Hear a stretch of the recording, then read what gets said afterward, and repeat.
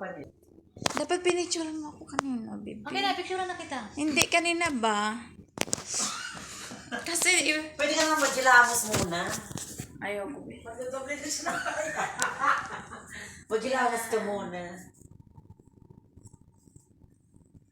Strong din ang hair ko, diba, Aileen? Super bleach ko. Pag-bleach na lang pag-uwi ko. Gusto ko talaga ang buko pag lapag ko sa Pinas. Ganun, hindi na ako mahanap. Hindi ka makilala. Basta ay putang baklang to, ang daming eksena, gano'n. Nakauwi ka na ba?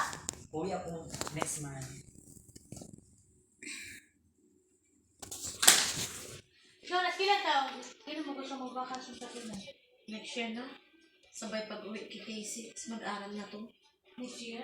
Mga July. Doon siya mag-aral sa Pinas?